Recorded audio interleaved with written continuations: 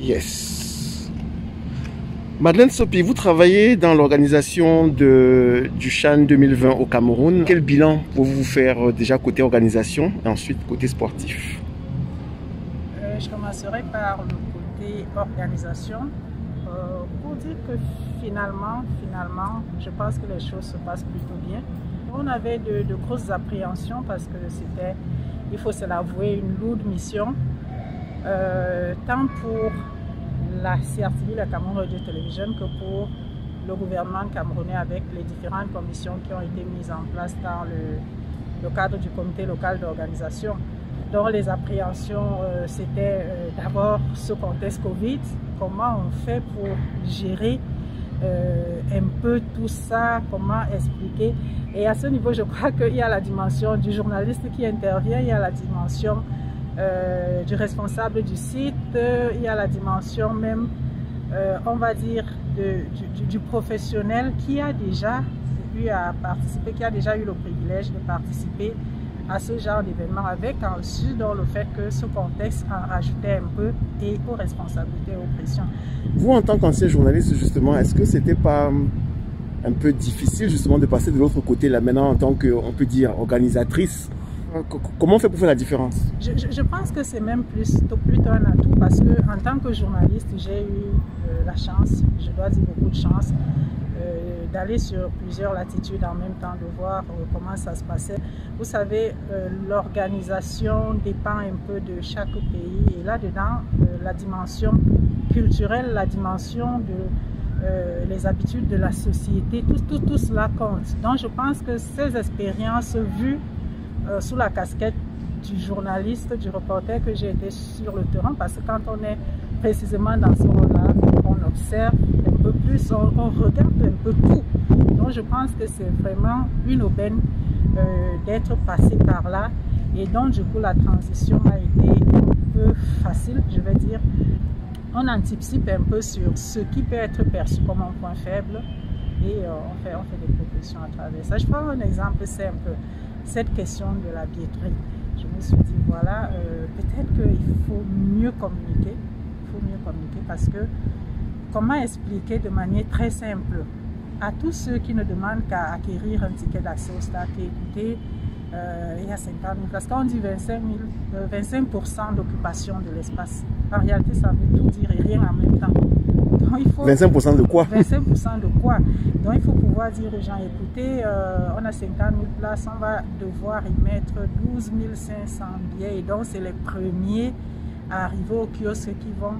Et pourquoi pas dire même toute la vérité en insistant sur le fait que les habitudes de cette organisation veulent quand même qu'il y ait aussi des invitations, c'est-à-dire que les différents comités locaux ou non peuvent acquérir ces tickets-là, c'est-à-dire les acheter pour les redistribuer. Il y a des journalistes qui se sont plaints, surtout ceux de Douala, qu'il n'y a pas eu par exemple les cars à leur disposition pour peut-être venir voir des matchs à Yaoundé ou alors aller voir le match à Limbé, le match de la demi-finale contre le Maroc. Pourquoi le comité, enfin la commission transport ou communication n'a pas pensé à ces journalistes-là pour leur transport, puisque ça se fait dans d'autres compétitions? Dans ce cas-là, on a privilégié premièrement les journalistes qui travaillaient déjà sur place sur le site, parce qu'il faut aussi se dire que dans l'organisation, on a veillé à ce que certains journalistes qui s'étaient accrédités indiquent même sur quel site ils travailleraient jusqu'à une certaine date, jusqu'à une certaine phase de la compétition. Donc il y a cet aspect-là qui n'est pas négligeable. Maintenant, il y avait l'autre aspect, les journalistes dont les équipes étaient qualifiées pour cette demi-finale. Là, ça a été le deuxième élément. Donc, c'est une décision sur laquelle on peut discuter, mais je crois que c'était davantage une mesure de précaution pour ce qui est de ce match-là à Limbé notamment. Il n'y a pas eu intention de brider les journalistes ou de les garder sur un site et d'interdire qu'ils aillent sur un autre site. En tant que chef de site, vous avez quand même le temps de regarder des matchs. Quel est le match qui vous a le plus marqué? J'ai regardé quelques matchs, effectivement. J'ai vu notamment la demi-finale Mali-Guinée. Et des équipes que j'ai d'abord vues en phase de poule. Je crois que ces deux équipes-là concentraient le plus grand nombre de jeunes de la population de ce Chan-ci. Donc il y a des équipes comme celle-là.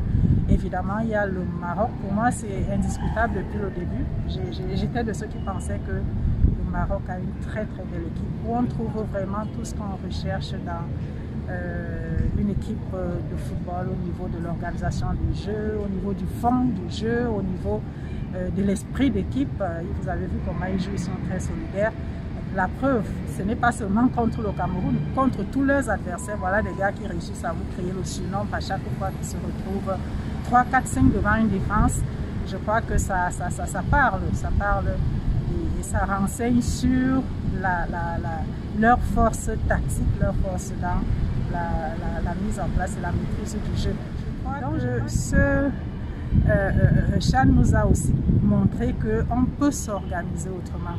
Et ça s'est ressenti sur le terrain pour ces équipes qui se sont organisées autrement. La RDC, vous savez que le gros de l'effectif de la RDC, c'est un club très structuré, tout puissant, mais c'est un club très très organisé en République démocratique du Congo. Donc je crois que c'est autant de messages que je voudrais penser qu'en toute humilité, les coachs ont pris des notes, pas seulement les nôtres, ceux des autres pays qui peut-être ont du mal à asseoir une organisation en temps de crise, parce que c'est aussi de cela qu'il s'agissait. En 2022, il y aura la Coupe d'Afrique des Nations, la grande, avec 24 équipes au Cameroun. Le rôle que vous tenez cette année au Chan, c'est un rôle que vous aimeriez reprendre l'année prochaine dans un plus gros tournoi?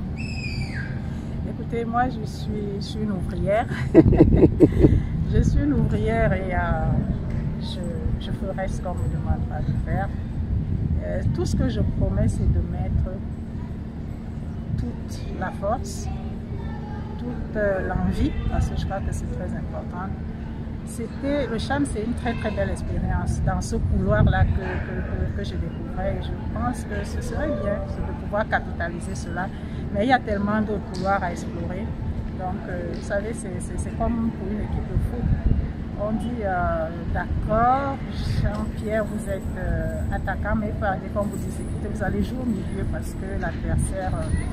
Donc voilà, quand on est professionnel, je crois que c'est aussi ça, la capacité à s'adapter, la capacité à s'approprier de nouveaux défis et à faire simplement ce qu'il y a à faire pour qu'au final, tout le travail d'ensemble produise le résultat escompté. Sophie, merci. C'est moi.